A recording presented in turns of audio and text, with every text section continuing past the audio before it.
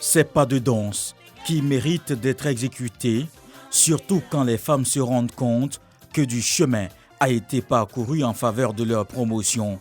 Cette année encore, elle est la marraine du 8 mars qui marque la célébration de la Journée internationale des droits de la femme.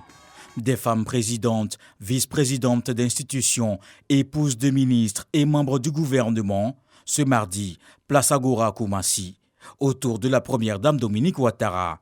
Elle réaffirme ainsi son engagement à poursuivre toutes ces initiatives. Cet événement constitue la symbolique de son appui constant pour l'autonomisation de ses sœurs en Côte d'Ivoire. Le maire de la commune de Koumassi n'est pas en reste de cette évolution des droits de la femme dans le pays. Ici à Koumassi, Madame la Première Dame, les femmes sont au cœur de la gouvernance municipale. En témoignent les différents postes de responsabilité qu'elles assument à la mairie. Pour nous ici, faire la promotion du genre est notre leitmotiv. Et Traoré Salimata, la porte-parole des femmes de Koumassi, d'ajouter l'expression de la gratitude de toutes ces femmes à la Première Dame pour toutes ces initiatives en leur faveur. Cette année se veut une édition de l'égalité des chances pour un avenir durable en Côte d'Ivoire. Sur ce chantier, le pays peut compter sur le soutien de ses partenaires internationaux.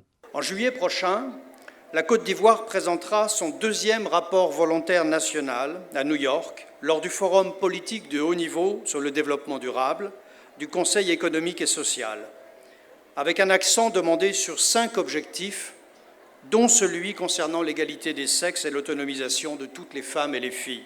Le système des Nations Unies pour le développement se tiendra aux côtés du gouvernement de Côte d'Ivoire pour mener à bien un tel exercice.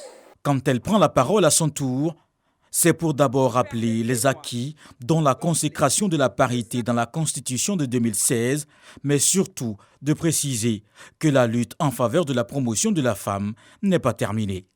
Les droits de la femme progressent, mais notre mission première est de travailler sans relâche pour que toutes les dispositions légales en la matière soient une réalité palpable pour toutes nos sœurs de Côte d'Ivoire. Ainsi, pour impulser une dynamique nouvelle, il nous faut relever les nombreux défis qui subsistent et qui nous invitent toutes et tous à une plus grande mobilisation en vue de résultats encore plus probants à la hauteur des attentes du président de la République, son Excellence Alassane Ouattara.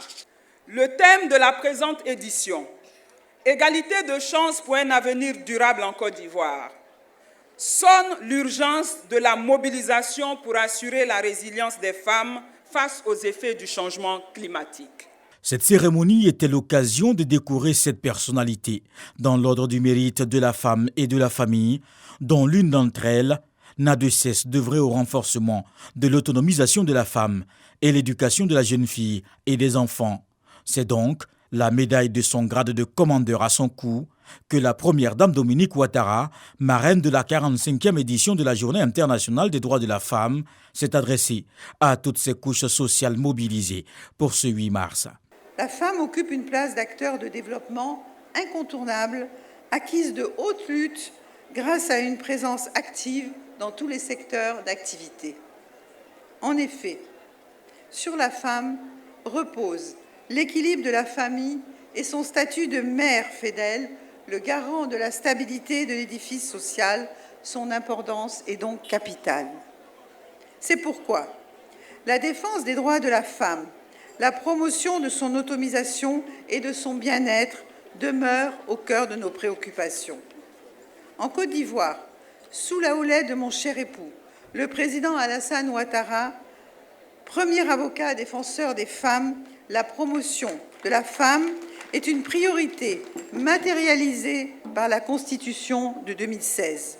Depuis 2012, comme vous le savez, j'ai décidé d'accompagner mes sœurs de Côte d'Ivoire par la création et la mise en œuvre du Fonds d'appui aux femmes de Côte d'Ivoire, FAFSI, pour leur donner plus de chances de réussite.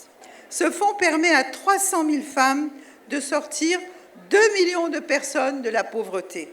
En ce qui concerne la commune de Koumassi, particulièrement, jusqu'à ce jour, un capital de 1 milliard de francs a été mis à la disposition de nos sœurs qui ont réalisé un excellent taux de remboursement de 96% et je voudrais les en féliciter. Aussi, mes chères sœurs de Koumassi, j'ai décidé de vous octroyer un financement additionnel de 300 millions de francs CFA ce jour, car je vous sais battantes et courageuses.